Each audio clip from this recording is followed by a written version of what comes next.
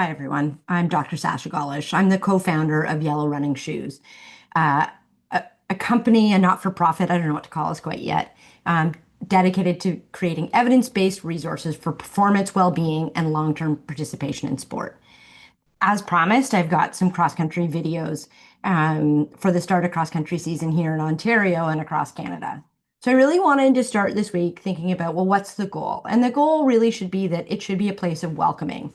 Cross country is this like really unique sport where everybody should have a chance to participate, right? There should be no cuts in cross country. I know it can be challenging because you can only bring a certain number of students per team. But if you can, think about creating cross country as that team of like no cuts. So I've divided this up into training programs. So I've got grades 1 to 6 for elementary school, grades 7 and 8 for middle school, and grades 9 to 12 for high school.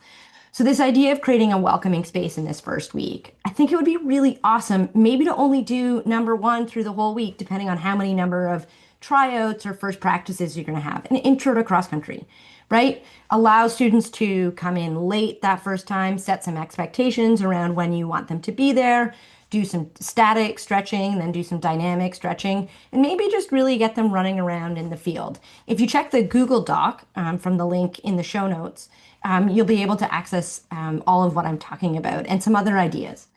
If you want to move on from the intro to cross country, I recommend some relay races, just with some running forward, some running backwards, and some running sideways. And then if you want, maybe not run it, but just go for a neighborhood explore where you go around and walk.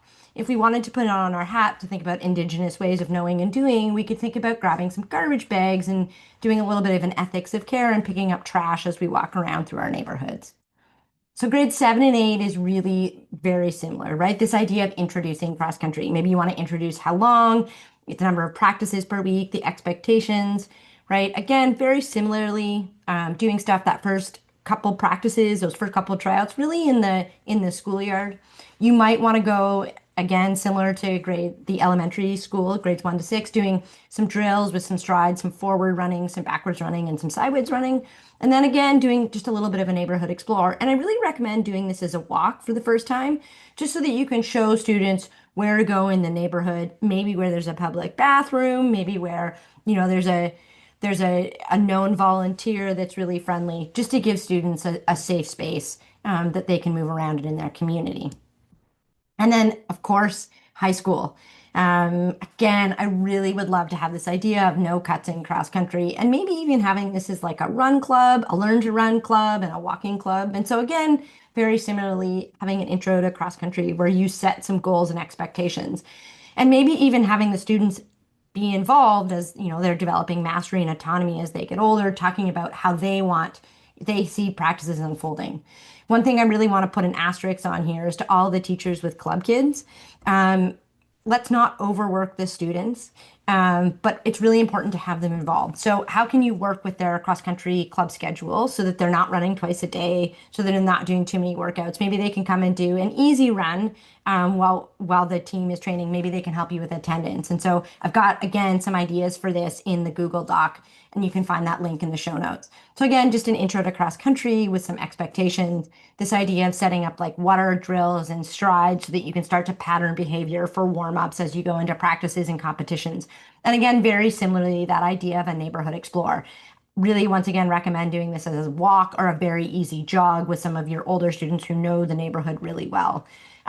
Just so that students have an idea of where they're exploring and where to go. So, and also for the kids that, you know, I love I love maps, but maybe kids don't play with maps so that they don't get lost in the neighborhood and take a wrong turn. And if they do take a wrong turn, how they can navigate back to the school.